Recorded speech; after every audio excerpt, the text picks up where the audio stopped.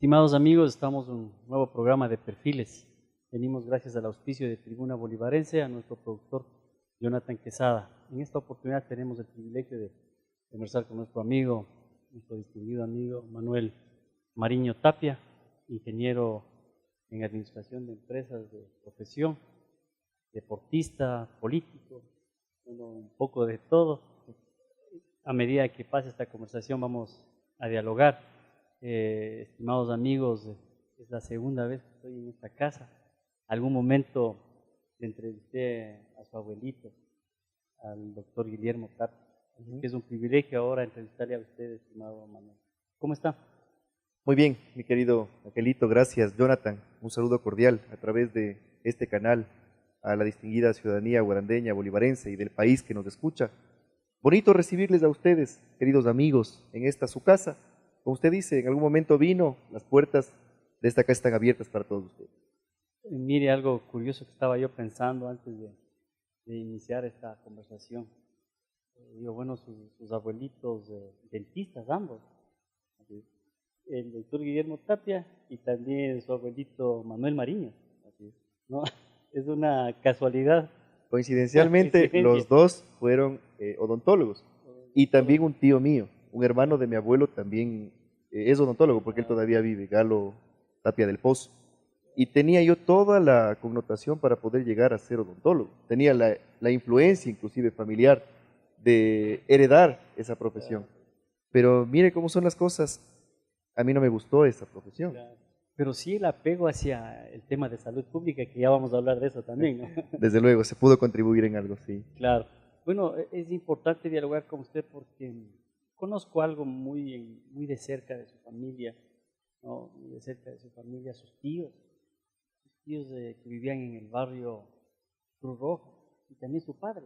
Cuéntenos, ¿quién es Manuel Mariño Tapia? Bueno, Angelito, difícil pregunta. Para mí, y creo que para el ser humano, es más fácil hablar de otra persona. Cuando le ponen a hablar de uno mismo, las cosas se vuelven un poco complicadas. Sin embargo, voy a tratar de objetivamente definir quién soy. Yo pienso que un ser humano sencillo, un ser humano trabajador, que procura la honestidad, los valores en su caminar, en su diario vivir, con muchos errores seguramente, pero pienso que voy apuntando hacia tener algunas virtudes. Soy hijo de guarandeños. Como usted menciona, mi papi Manuel María Mariño Suárez es el primer hijo de un hogar de 5.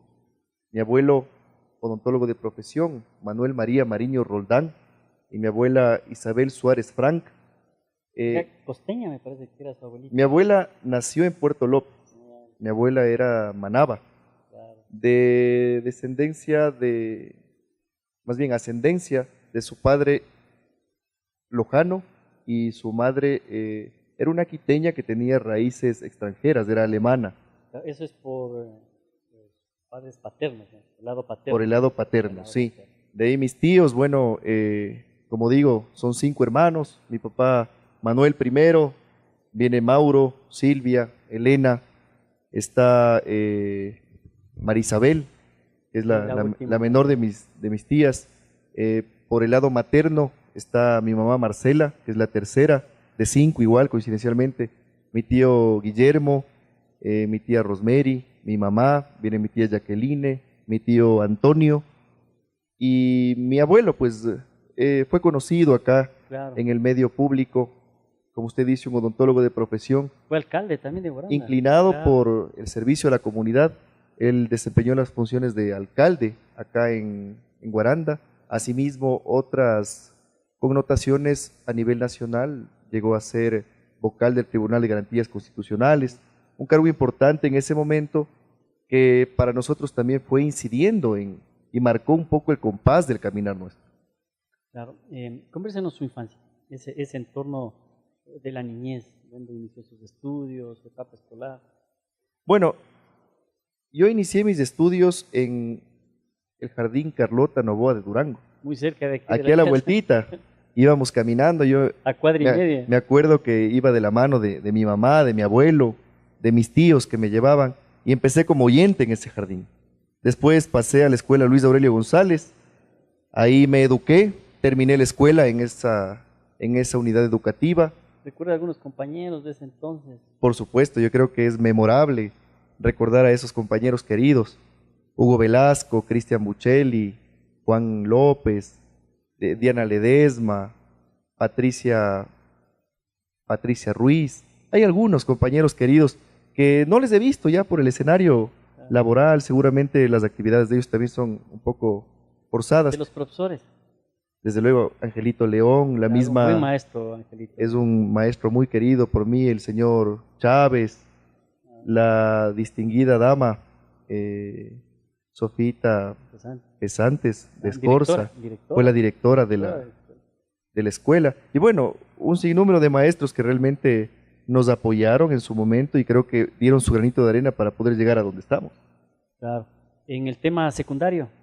Bueno, el colegio yo lo inicié en la unidad educativa Pedro Carbo, el glorioso patrón Pedro Carbo, ¿no? Ahí cursé mis estudios hasta quinto curso. Coincidencialmente, mis compañeros de la escuela fueron también mis compañeros de colegio también, hasta el ciclo diversificado, en donde ya nos separamos. En quinto curso, al finalizar quinto curso, mi papá decidió que nos vayamos a vivir en Quito. Yo concluí la secundaria en el Colegio Particular Mixto Estados Unidos del Brasil, en Quito. Ahí concluí la secundaria y bueno, tenía yo la añoranza pues de mis compañeros, de mis amigos, del entorno, de la ciudad de Guaranda. Realmente para mí marcó un hito el irme a vivir en otra ciudad, separarme de la gente que yo quería. Antes de avanzar en ese tema de su partida hacia la capital, en el tema deportivo, cuando era joven, en la secundaria, ¿le gustaba el tema deportivo?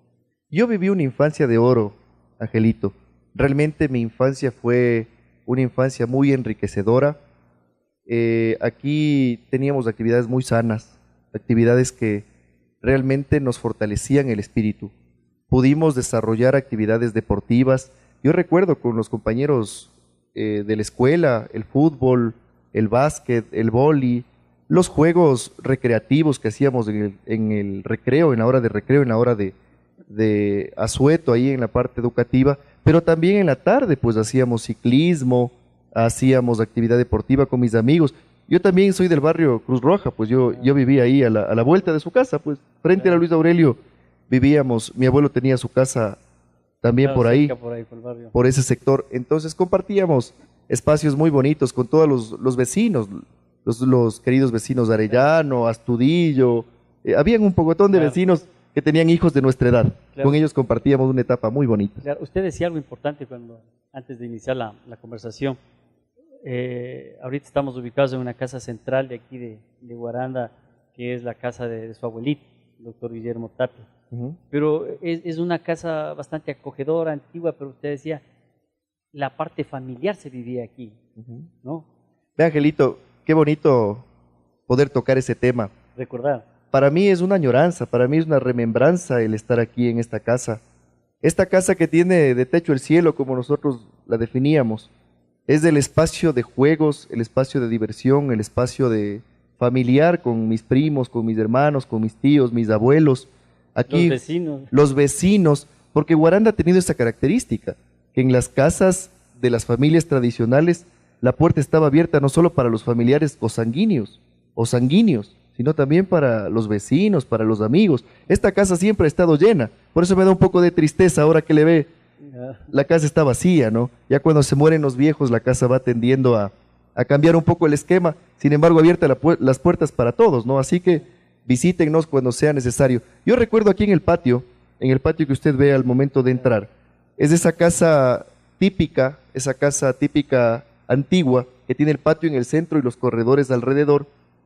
Era el punto de encuentro para los niños que participábamos en las actividades deportivas. Aquí jugábamos vóley con mis hermanos, con mis primos, jugábamos a todos los juegos de diversión que en ese momento se podían compartir.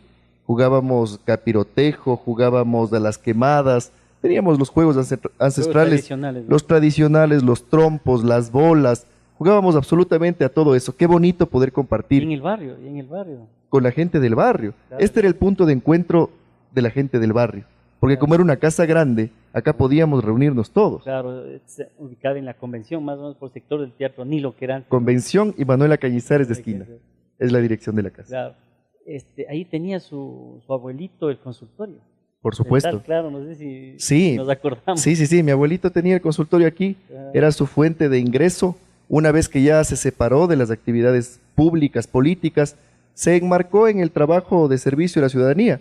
Yo recuerdo que los días sábados era repleto el consultorio porque mi abuelo daba servicio social. Tenía unos costos muy bajos, en ocasiones ni siquiera cobraba, porque él realmente amaba su profesión. Entonces los indígenas, sobre todo, claro, la gente del campo venía a hacerse atender con él. Y le comento, yo tengo un recuerdo muy importante de su abuelito. Cuando yo muy chico, muy joven, bueno, tuve una experiencia, que lo digo, travesura. Tuve un accidente de tránsito, un choque en el carro de mi papá. Y él pasaba en el carro del municipio y él fue la persona que me auxilió. Su abuelito, me recuerdo, ya eso debe ser por el año 80, me parece que fue cuando fue alcalde de la ciudad de Guaranda. Así es. Entonces, y para terminar el tema de la casa, posterior a eso, fue el punto de encuentro de amigos, de familiares. Ya en la época de carnaval, esta casa era llena de gente entraba, gente salía, siempre había un plato para compartir. Era bonito el espacio, compartir con los amigos las guitarreadas, las coplas, los versos. Qué bonito poder crecer en ese ambiente sano, en ese ambiente de camaradería. Algo que me trae a la memoria, algo me dice usted de la copla, de la poesía, del verso. Dentro de sus dones, tiene usted esas características. También, no sé si es que en la escuela, en el colegio, recitaba. Claro que sí, bueno. Poesía. Bueno, claro que sí, Angelito. Si nos puede deleitar con esa poesía, qué mejor cosa. Claro, Angelito, vamos a hacer el esfuerzo porque ya la memoria es frágil. Yo provengo de familia de poetas, de poetisas, de gente que escribe, que le gustan las letras. Mi pariente Elisa Mariño de Carabajal, autora del himno a Guaranda, pues.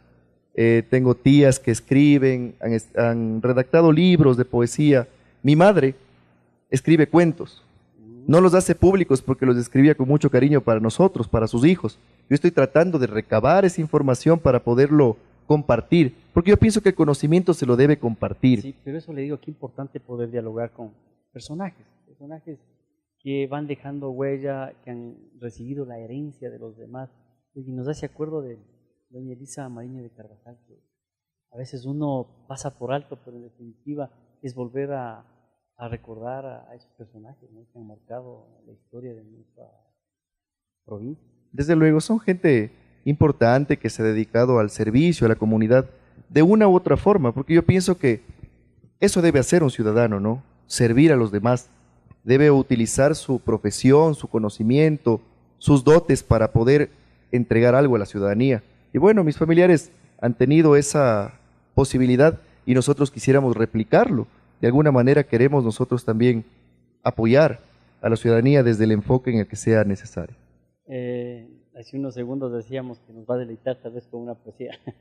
Vea, Angelito, yo tuve la oportunidad de declamar en el colegio, me gustaba mucho. Me gusta mucho la lectura, me gusta mucho la lectura de novela y me gusta mucho también la lectura de poesía, en verso, en rima.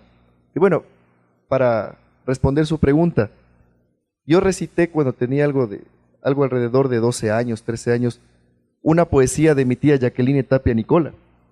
Yo recuerdo en el Teatro Nilo cuando el nerviosismo invadía el corazón del niño en este caso. Es parte de ese crecimiento. Pues, es parte de ese aprendizaje, salir y enfrentarse a un público que seguramente tenía la expectativa de escucharle, pero uno pensaba que podían verle las fallas, los errores que iba a cometer. Sin embargo, de aquellos superar esa barrera le da la posibilidad de dirigirse ahora en público, ¿no? Entonces yo creo que fueron referentes que nos permitieron a nosotros poder dialogar con la ciudadanía a través de esos pequeños ensayos, de esos pequeños espacios que tuvimos, que seguramente serían sencillos, pero marcaron nuestra vida.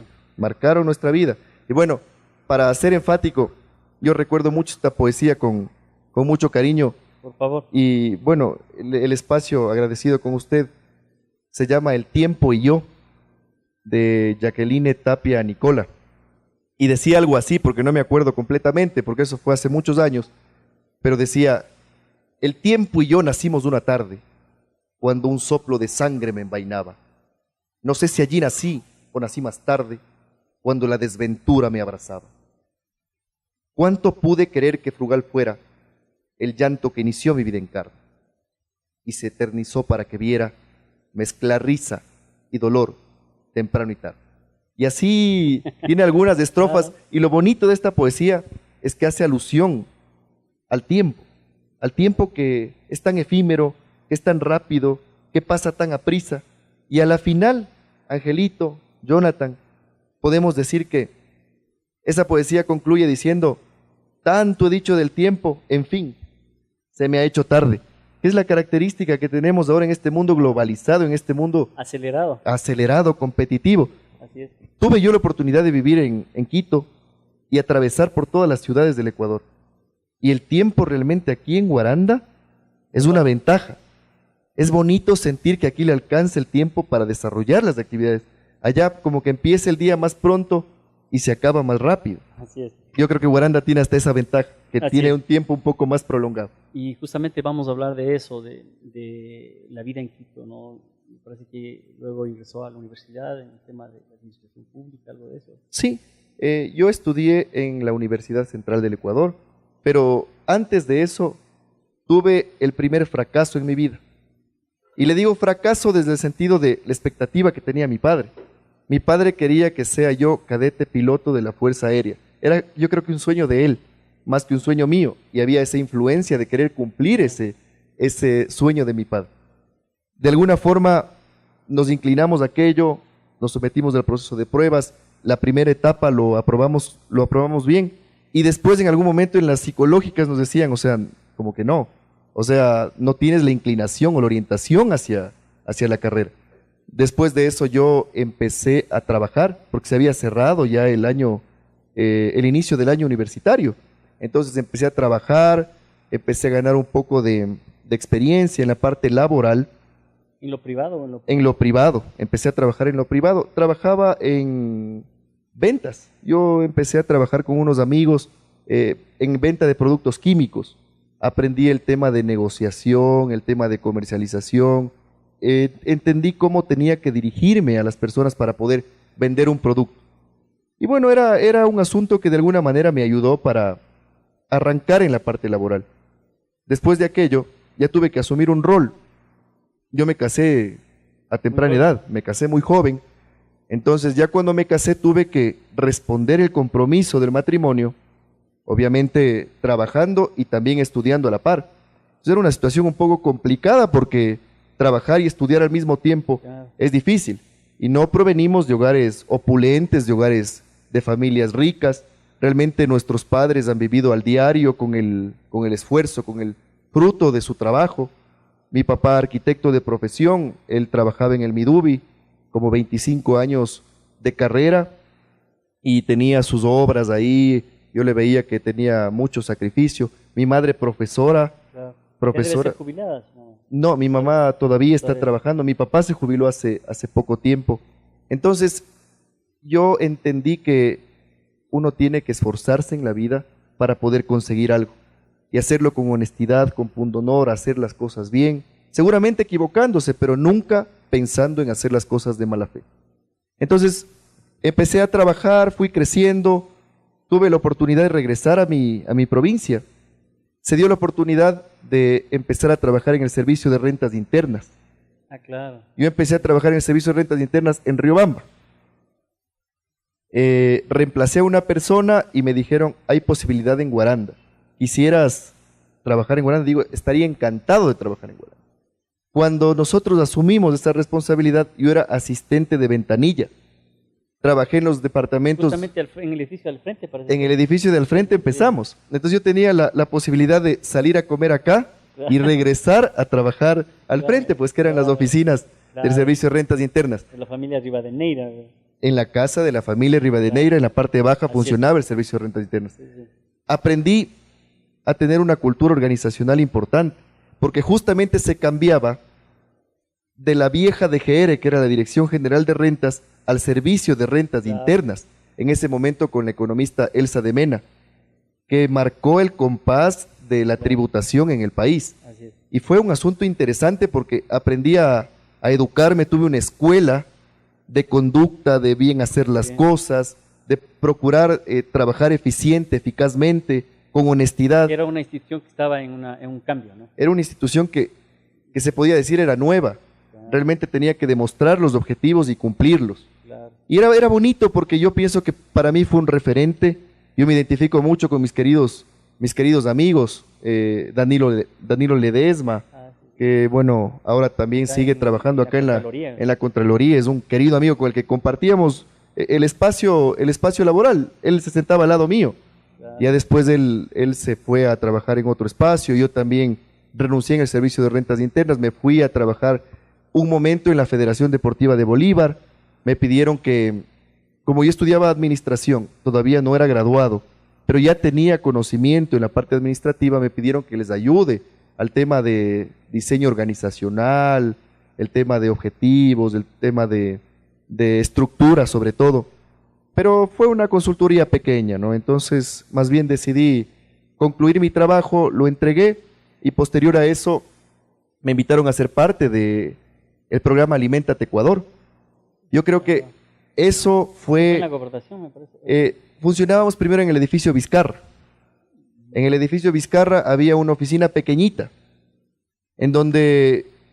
eso era de la colación escolar, que se llamaba antes. No, era complementario a la colación escolar. Claro, pero como que salía de ahí mismo. Sí, o sea, habían dos programas de alimentación. El PAE, que era el programa de alimentación escolar, claro, y el programa Aliméntate Ecuador, que trabajaba con las parroquias rurales, en donde atendía con protección alimentaria, una ración alimenticia a las personas de los quintiles de extrema pobreza. Entonces, fue bonito porque uno palpó la realidad de cerca. Yo conocí las 19 parroquias rurales, teníamos que estar constantemente visitando las parroquias y relacionándonos con su gente para que esa entrega del aporte alimenticio llegue a las personas que realmente menos tenían y la necesitaban. Eso le ayudó para relacionarse con la sociedad, a estar más cerca de la sociedad. Por supuesto, yo culpo ese trabajo para involucrarme en la parte política, porque vi la realidad de cerca y en realidad entendí que había una necesidad tal en la provincia de Bolívar, sobre todo en donde era mi campo de acción, que yo decía, pienso que se puede aportar un poco más, pienso que se puede dar algo más. Mire, sin hablar del tema político, cuando nosotros nos incorporamos al programa Aliméntate Ecuador, salíamos de una faceta, o salía la institución de una faceta que no era muy adecuada. Se entregaban los aportes alimenticios de manera clientelar, se entregaban los aportes alimenticios de una manera para nada técnica. Entonces nosotros tratamos de revertir esa situación y de visualizar a la persona a la que se entrega, a la que necesita realmente. Y yo creo que hay personas en la provincia de Bolívar que tienen esa necesidad de recibir un aporte alimenticio porque su condición alimentaria no es la más adecuada. Y pensemos que la parte alimentaria es la base fundamental para cualquier otro proceso de desarrollo humano. Si es que la persona no está bien alimentada, seguramente hasta ni siquiera aprende. No desarrolla. Eso nos dio la oportunidad de acercarnos a la ciudadanía, conocer a mucha gente, tener muchos amigos, pero también, como le digo, o sea, pensar en que se puede uno aportar un poco más. Así es. Posteriormente, Elías. Bueno, para llegar al IES tuve que recorrer un camino bastante largo. Después del programa Aliméntate Ecuador, incursioné en la dirección provincial del SECAP. El SECAP. Sí. Y tuvimos el gusto de poder entregar a la ciudadanía un centro operativo moderno, dotado con tecnología de punta. Se contrataron capacitadores, facilitadores. ¿Y adaptaron en los bajos de la gobernación esta nueva? Por supuesto. Por supuesto, yo recuerdo tanto, y creo que hay que hacerlo público, ese reconocimiento, el gobernador en esa época, Ovidio Bayas.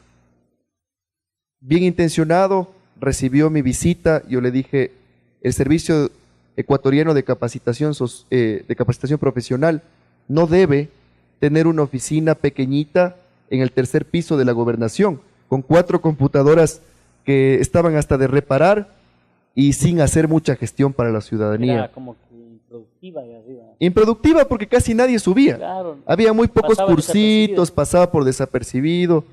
Y el Servicio Ecuatoriano de Capacitación Profesional marcó un hito y un referente en el desarrollo de los pueblos. La capacitación profesional generó el desarrollo de competencias laborales. Unas aulas, ¿no? Para recibir... Y vea, cuando yo estaba arriba, decía, yo me siento mal pues aquí en esta situación. Tenía una oficina y un laboratorio, no había nada más. Y habían algunos cursos que se dictaban en el sector rural, pero no tenían una connotación de impacto. Cuando nos nombraron director del SECAP en este caso, yo propuse hacer un centro operativo moderno, que está al servicio de la ciudadanía, está todavía en funcionamiento en los bajos de la gobernación. Se invirtieron algo más de, no sé, cerca de $1 millón en la infraestructura, en el equipamiento, en la readecuación. Se firmó un comodato a 50 años. En ese momento todavía era permitido hacer el comodato intrainstitucional, se podría decir, porque era cooperación entre gobernación y una institución pública. De esa manera pudimos llegar a la población en la parte del sector urbano. Y en el sector rural dictamos cursos de desarrollo agrícola, pecuario, especies menores, los cursos de computación, artesanías. Por eso tenemos grandes amigos a lo largo y ancho de la provincia de Bolívar con quienes nos pudimos relacionar y sabemos que tienen estos emprendimientos y que han generado ya riqueza para sus hogares, para sus familias, a través de ese pequeño conocimiento que se pudo impartir en algún momento. Ahí sí ya vamos al IES, ¿no? Vea, antes de ir al IES, hay otro espacio. Hay otro espacio. Una vez que estábamos en el SECAP, le nombran ministro coordinador de desarrollo social a Richard Espinosa. Hizo algunas acciones y posterior a eso le nombran ministro coordinador de la producción, empleo y competitividad. Me dice, Manuel, necesito que tú me apoyes para manejar la zona 5, pero con una condición: ya no tienes que vivir en Bolívar, tienes que vivir en Guayas. Obviamente vas a manejar también la provincia de Bolívar, pero manejas toda la zona 5, Guayas, Los Ríos, Santa Elena y Galápagos.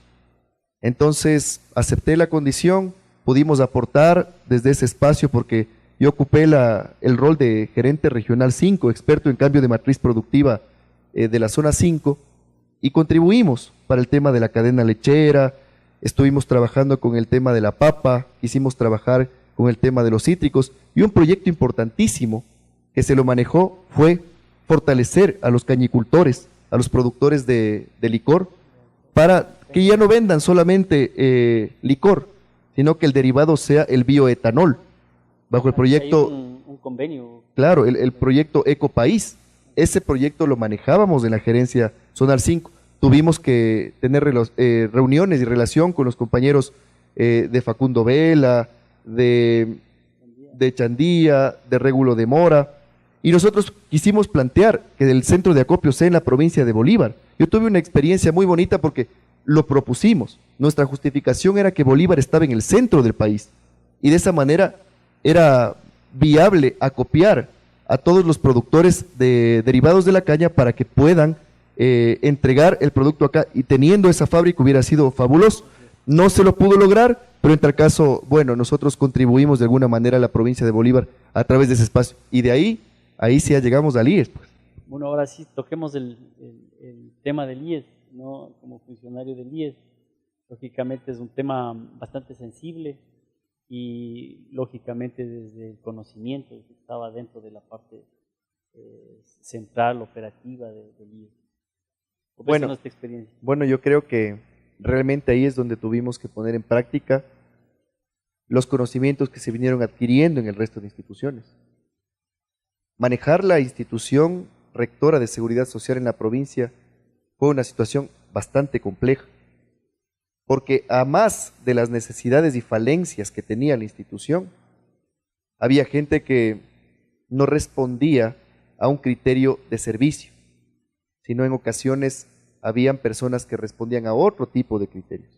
Lógicamente no todos, porque grandes profesionales, queridos amigos, con los cuales tenemos una muy buena relación, podemos destacar su trabajo. El personal médico, excelente en la unidad de San Miguel, en la unidad de Guaranda, también en el seguro campesino, en los diferentes dispensarios del seguro campesino a lo largo y ancho de la provincia. Asimismo, en los seguros especializados, en este caso en el seguro de riesgos y pensiones, en los otros espacios, el BIES, tantas cosas que se tenía que hacer. Bueno, en ese sentido pudimos contribuir primero a una reingeniería de procesos, a una reingeniería institucional, tratar de contratar el personal faltante, porque había muchas necesidades, muchas falencias. Y yo pienso que nuestra administración sí marcó un hito de mejora continua, un hito de servicio al afiliado y al jubilado. Pudimos restituir algunos programas en mi época de director provincial, el programa de envejecimiento activo y saludable. Para los jubilados. Es para los jubilados, era un programa que en algún momento se inició y se lo había coartado. Por eso se reactivó ese programa, porque pensamos que el jubilado no es que ha concluido su vida, pues el jubilado más bien aportó desde su época de trabajador, de cotizante, para acumular en el fondo de pensiones la posibilidad de recibir la pensión jubilar. Y además de eso, la institución está obligada a seguir velando por su salud, por su integridad. En el tema de infraestructura, ¿alguna repotenciación hicieron aquí? Sí, por supuesto. La dirección provincial recibió una repotenciación. Se ubicaron los espacios acorde las áreas administrativas. Se aglutinaron, por decir, al espacio financiero, con contabilidad, todas las áreas financieras, no administrativas, en un solo espacio. ¿La parte hospitalaria? En la parte hospitalaria se planteó ya la propuesta de repotenciación de la unidad del IES Guaranda, y empezamos nosotros a notar que había muchas necesidades. Solamente había atención de medicina general, muy pocas especialidades, y el resto de especialidades tenían que derivarse. Claro, a otras ciudades. A otras ciudades. Al momento hay 17 especialidades. Se contrataron el número necesario de médicos, de enfermeras, de personas que atienden la parte de servicios, rayos X, laboratorio, entre otros, para dar una mejor atención al afiliado. Y lo que es más, empezamos el proyecto de repotenciación. Pensamos en que Guaranda, la provincia de Bolívar, necesitaba atender de mejor manera a sus afiliados. Planteamos la propuesta de hemodiálisis, que ya ahora es una realidad. El proyecto de hemodiálisis ya mismo se lo inaugura, y nos sentimos totalmente satisfechos de haber podido contribuir a aquello. Los pacientes renales tenían que viajar a otros espacios, a las ciudades cercanas, ¿no? Al hospital de Riobamba, al hospital de Ambato, al hospital de Babahoyo, a hacer diálisis. Y esta es una enfermedad terrible. La enfermedad renal no genera solamente un costo o un desgaste para el afiliado, para la persona, para el paciente, sino para su familia. Es una conmoción, porque cada 2, cada 3 días tiene que viajar a hacer el proceso de diálisis, y eso le genera un desgaste, le genera un problema en sí. Tenemos hemodiálisis, implementamos neonatología.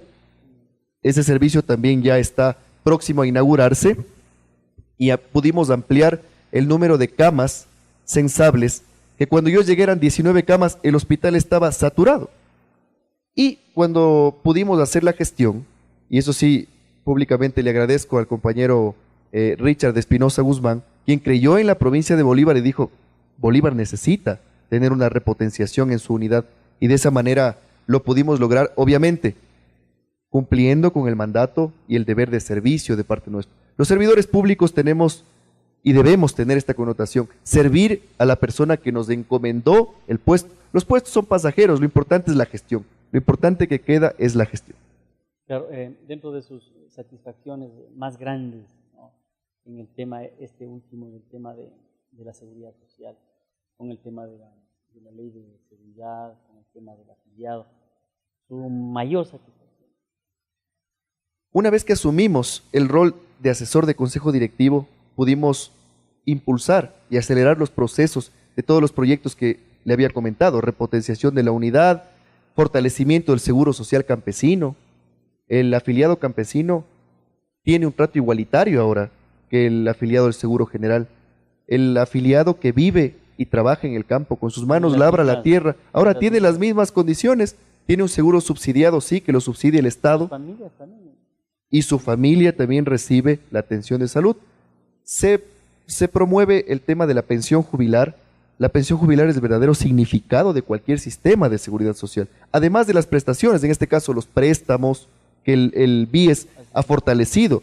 Yo soy un usuario del BIES, yo hice mi préstamo hipotecario para adquirir mi vivienda, si no, no hubiera podido.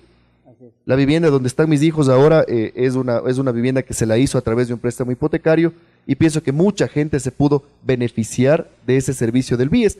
Asimismo, del servicio de salud que va mejorando. Obviamente falta mucho por hacer, es una gran responsabilidad que tienen ahora las autoridades, pero está encaminado. Así que pienso que se vienen días mejores para el tema de seguridad social. Yo creo que hablar de IES y de la seguridad social nos faltaría mucho tiempo para analizar. Es un tema muy extenso, muy extenso. Pero solamente una cosita. En la administración de Richard Espinosa se invirtieron 700 millones de dólares. Se construyeron 14 nuevas unidades. Se incorporaron 1.571 camas al sistema integrado de atención en los hospitales. Qué bonito poder haber contribuido con aquello. Yo manejaba la parte territorial, entonces yo le acompañaba permanentemente a todos los recorridos en cada una de las provincias. Así es. Vámonos a la parte política, ¿no? ¿Por qué ese nombre cambio generacional? Y ahí está insertado, un montón de jóvenes. Bueno, cuando me toca ese tema realmente a mí me emociona muchísimo. El cambio generacional es un proceso de reivindicación a la política. Pero es como que el nombre se identifica con usted. Se identifica muchísimo conmigo porque no solamente refleja la parte etaria, no solamente se refiere a un cambio de edad, sino a un cambio de actitud, un cambio de mentalidad, un cambio de forma de hacer las cosas. Entonces, la parte política es para servir y pensamos que los espacios de poder nos permiten hacer aquello. De esa manera, nosotros constituimos una organización que tiene representación en las 24 provincias del país. Y en nuestra provincia de Bolívar también tiene una gran connotación acá. Estamos trabajando en los barrios, estamos conversando con la gente, con los líderes barriales, haciendo actividad deportiva, haciendo actividad social, cultural, veeduría, participación ciudadana, entre otros. Ahora, en el tema político, ¿te has sentido de que a veces ha existido egoísmo interno de pronto? Porque en algún momento veíamos que ya saltaba a la palestra política Manuel Mariño y como que algo pasa y dice, bueno, ¿qué es lo que está pasando? ¿No? Bueno, pero ha sabido manejarse ese tema. El celo profesional es fuerte y dicen que el celo político es más fuerte. Dicen que es comparado únicamente con el celo de una mujer. Y yo contaba en algún momento un cacho que lo voy a hacer rapidito. Dice que hay 3 ollitas con cangrejos, el americano, el europeo y el ecuatoriano. 3 ollas. 3 ollitas. Y las 2 primeras están con tapa. Y dicen, ¿pero por qué motivo les tapan? Dice, porque lo que pasa es que el americano y el europeo, si es que le sacan la tapa, se salen. Dice, el ecuatoriano, dice en ocasiones, le dejamos sin tapa y como ya quiere salir uno, el otro le jala y no le permite salir. O sea, si no sale uno, no sale nadie. O sea, solitos se encargan de no dejarse salir. Mire, Angelito, o sea, a mí me da un poco de chiste y bueno, es coloquial el tema, no lo estamos haciendo para ofender a nadie, pero sí debemos pensar en que no debe haber egoísmo, no debe haber sectarismo, no debe haber individualismos. La provincia de Bolívar no necesita un Mesías. Los Mesías no han dado resultado a lo largo de la historia, excepto Jesucristo. Yo pienso que aquí se necesita arrimar el hombro, se necesitan de muchas personas, hay gente muy valiosa que debe ser vinculada y irse olvidando un poco de la bandera política y demás. Pensar en sí, la ideología sí, la defendemos. Yo pienso que me inclino con la ideología de izquierda, pero una izquierda social, una izquierda en la cual el servicio, la sociedad, sea el objeto. Entonces, en ese sentido sí hemos tenido un poco de fricción porque nosotros somos revolucionarios y el revolucionario debe pensar en una renovación constante. Entonces, el status quo, el dejar que las cosas se manejen cómo se han venido manejando. Que siga. Para nosotros ha sido una situación que no debe pasar Claro. y lo hemos dicho. Y seguramente hay personas que no les gusta que les digan las cosas de frente. Yo soy muy respetuoso, pero soy muy frontal, soy muy firme en mis acciones y en mis decisiones. Y hay personas que no les agrada, entonces hay un poco de diferencia en tal caso. No importa, pues habrán coincidencias en algún momento. Claro, pero por ahí también hablemos un poco de la proyección de Manuel Marín. Aquí en la provincia, en la ciudad, a nivel nacional, ¿cómo está el tema político en esa proyección? Bueno, Angelito, yo pienso que hay que aprender a ceder. Hay que aprender a entender cuál es el espacio de uno. Si la intención de uno es servir, lo puede hacer desde su casa, lo puede hacer desde el espacio privado, lo puede hacer desde el espacio público. Yo ahora, en este momento, me encuentro procurando implementar algún proyecto privado en la provincia de Bolívar. Estoy evaluando las alternativas. Yo creo mucho en mi provincia, creo mucho en mi Claro, gente. y algo que faltaba decir ahí en el tema privado. Parece que tenía un restaurante. Por supuesto, Claro, algo de la casa de la abuelita. la casa de la abuela. Sí, Justamente bajo esta sala en donde estamos, sí recuerdo. yo hace unos años tuve la iniciativa de poner un restaurante con el enfoque de comida de casa, con el enfoque del toque de la abuelita, por eso se llamaba la casa de la abuela. Pese a que tenía las personas que tenían el conocimiento necesario, mi abuelita bajaba a pegar una supervisada y me ayudaba a diseñar los menús de comida de casa, que es la comida que yo como. Yo prefiero comer en mi casita que comer en otro lado, incluso hasta me hace daño a veces comer en otro lado. La comida aquí, y usted me imagino Bueno, la que comida también de la debe casa. haber, Bueno, la comida, debe haberse servido esa comida, Claro. el morochito, la quinoa, el sancochito. el sancochito del sábado. O sea, Claro. son comidas muy, muy sabrosas. Entonces, un esquema así lo implementé. Me fue muy bien. En su momento tuvimos problemas con el tema de los empleados. No siempre están predispuestos a trabajar las horas continuas, pese a que se les pagaba y todo el asunto, pero Claro. en ocasiones ellos creían que el fin de semana extenderse un poquito más no era lo adecuado. Y ya después decidí más bien obviar porque no tenía tiempo más por el tema institucional. Claro, apartándonos ya del tema público, la parte sensible, la parte de esa relación familiar, ¿no? Cómo es de Manuel Mariño en su familia, sus hermanos, sus tíos, sus hijos, ¿no? Cómo es qué hace un fin de semana común y corriente, cómo es su día, cómo termina a veces en la noche, bueno, ¿cómo es Manuel Mariño? Bueno, he tenido varias facetas, ¿no? De joven, lo que hacíamos todos, salir con los amigos, dedicarse un poco más de tiempo a la familia, seguramente. Cuando asumí el rol institucional, sobre todo este último, tuve que descuidarme un poco de la familia, incluso alejarme un poco de mis amigos, que ahora estoy retomando esa situación. Perdí mucho el tiempo con mis hijos, no podía estar en los momentos más importantes de su vida, tenía que asumir el rol político, el rol institucional, ese compromiso que adquirí tenía que desempeñarlo de buena manera. En ese sentido, bueno, tuve que ir caminando en aquello, pero yo pienso que soy una persona Tiene 2 hijos varones. humilde, sencilla. Sí, dos hijos varones. Mateo Alejandro es mi hijo menor, Juan Manuel es mi hijo mayor, les quiero muchísimo. O sea que Manuel va también trascendiendo ese nombre. Vea, coincidencialmente, mi primer hijo lleva el Manuel en su segundo nombre y mi segundo hijo lleva el Alejandro en su segundo nombre. Entonces, mi nombre está con una Todavía. proporción en cada uno de sus nombres, ¿no? Se va a replicar. Y bueno, no sé si usted sabía esta anécdota, porque usted es del barrio, pues. En mi familia, el primer hijo se llamaba Manuel Mariño, desde la época de mi bisabuelo. Y no sé si antes, no recuerdo eso, pero mi bisabuelo Manuel Mariño, mi papá, mi abuelo Manuel va Mariño, mi trascendiendo la papá Manuel Mariño, yo Manuel Mariño y mi hijo mayor también lleva el Manuel Mariño. Es una coincidencia, ¿no? Es una tradición. Y coincidencialmente, mi abuelo se llamaba Manuel María y él le puso a mi papá MMM. Le puso a mi papá Manuel María Mariño y yo tenía que heredar ese nombre, pues Manuel María Mariño. Pero mi mamá creo que se adelantó y en ese momento hubo algún compositor que se llama Manuel Alejandro. Mi mamá me inscribió y ya pues me puso Manuel Alejandro y bueno, creo que hubo hasta un conflicto familiar en ese momento, pero Pero bueno, pues ya tengo un nombre un poco más moderno. Bueno, un poco háblenos de la vida deportiva. Vimos algo en el tema del ciclismo, me parece que habían ido al Chimborazo, le gusta un poco la aventura, el tema del 4x4.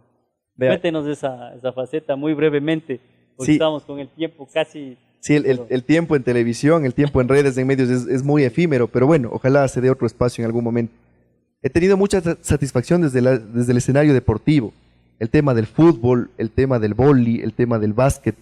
Lo he practicado siempre.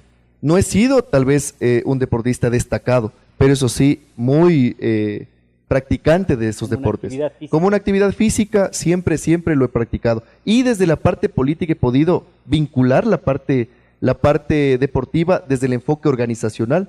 El deporte hermana, el deporte junta, el deporte hace amigos, ¿no? Entonces, qué bonito poder compartir ese escenario. Vea, tenemos experiencias bonitas, hemos incursionado en el automovilismo, a través de la parte política concursamos en una carrera automovilística en la provincia del Cotopaxi, tuvimos la posibilidad de hacer la ruta Chimborazo-Riobamba en la parte ciclística, un torneo de fútbol a nivel de las 24 provincias del país que lo estamos replicando en Bolívar, del CRC Cambio Generacional. Aquí estamos desarrollando la Copa CRC Cambio Generacional Guaranda 2018, es una copa barrial. Vea, en los barrios nos dicen, ¿por qué no han hecho esto antes? La gente se integra a la actividad futbolística, sacamos un campeón en cada barrio, ese campeón participará después en una Copa de Campeones, después de aquello vamos a hacerlo cantonal, lo vamos a hacer provincial, lo vamos a hacer regional. Nuestros amigos de Tungurahua, de Chimborazo, están desarrollando una copa parecida y vamos a hacer un torneo regional al menos y ojalá se pueda desarrollar un proyecto a nivel país. Qué bonito, vea, poder a través del deporte irnos juntando y eso también repercute en la sociedad, eso tiene un objetivo, claro. No es solamente el tema político. Tiene un tema trascendente. Mi querido Angelito, vea, a través del deporte se va generando buenas prácticas en la sociedad y vea, nosotros mismos no estamos perdiendo el tiempo únicamente en espacios de diversión, estamos, vea, siendo coherentes, siendo responsables, siendo respetuosos a través del deporte. Casi ya para ir terminando, estaba viendo su Facebook y estaba un mensaje, decía, el éxito se basa en la actitud con la que afrontas cada reto. Para algunas personas la fortuna es tener mucha riqueza, lujos, bienes materiales. En mi caso la mejor fortuna es tener buenos amigos. Vea, eso lo escribí cuando yo fui entendiendo que a nosotros nos criaron siendo ligeros de equipaje. Mi familia nunca ha sido afortunada ni opulenta. En ese sentido, el tener amigos es la mayor riqueza que puede tener un ser humano. De eso sí he acumulado muchísimos, tengo los mejores amigos, tanto aquí en Bolívar como en el resto de provincias. El trabajo, el escenario deportivo, la forma de llevar las cosas nos ha permitido tener esta relación. Y para mí, la actitud, hacer las cosas con corazón, hacer las cosas con convicción, nos permite tener buenos resultados. De esa manera, mi mensaje sería creer en que es posible hacerlo y hacerlo en conjunto. Así que a todos mis amigos, a toda la gente que está con nosotros, nuestro saludo respetuoso. A usted, Angelito, agradecerle por este espacio, a Jonathan, felicitarles también, pienso que realmente están haciendo las cosas bien y creo que a través de esto podríamos dar un formato diferente, ¿no? Para que se conozcan las personas, porque estamos tocando ya temas un poco más íntimos, ¿no? Sí, más íntimos. Y a propósito de eso, perdón, permítame preguntarle algo. Sí, claro. De pronto en la vida política está pendiente de pronto alguna candidatura. Angelito, pensamos en que vamos a servir en el espacio que sea necesario. Estamos formados profesionalmente, técnicamente. Yo considero que tengo un equipo de trabajo que nos podría ayudar a asumir cualquier reto, porque decir que lo vamos a hacer solos seguramente es el principio de las equivocaciones. Tenemos mucha gente con la cual podríamos contribuir, pero estoy dispuesto a lo que la ciudadanía considere. En este caso, si la ciudadanía dice, Manuel Mariño, tu compañero y amigo, puede acceder a algún espacio de elección popular, bienvenido sea. Caso contrario, seguiremos aportando desde nuestro escenario. En este caso, ahora desde el sector privado, como ciudadano, estoy tratando de trabajar en el tema de ideas, de aportes. Yo pienso que no es necesario llegar a ser autoridad para poder aportar. El zapatero, el guardia, la señora que vende en la tienda, la persona que transita por la ciudad, si cambia de comportamiento, si cambia de actitud, aporta, y eso es el desarrollo de los pueblos. Bueno, yo también quisiera despedirme y se me cruzó por la mente, digo, a veces es este espacio importante donde uno se puede expresar muchas cosas, ¿no? Es un diálogo. Salúdele a su padre, de manera especial a su tío, ¿no?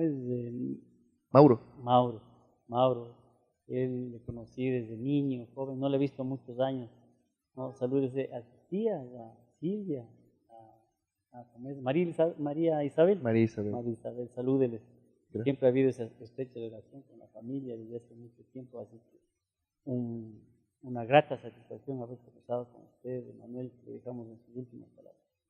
Angelito, muchas gracias más bien a usted, a su familia también un saludo cordial y respetuoso.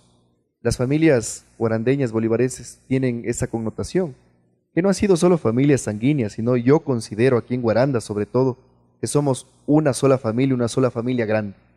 Eso sí, nuestra casa, nuestra ciudad, la tenemos que sacar adelante y eso lo hacemos solamente arrimando el hombro entre todos. Muchas gracias, estimado Manuel. Agradecido con usted, mi querido Angelito. Estimados amigos, nos despedimos de este programa y será hasta la próxima ocasión. Muchas gracias. Let it go, ain't nobody go. Take our bodies high.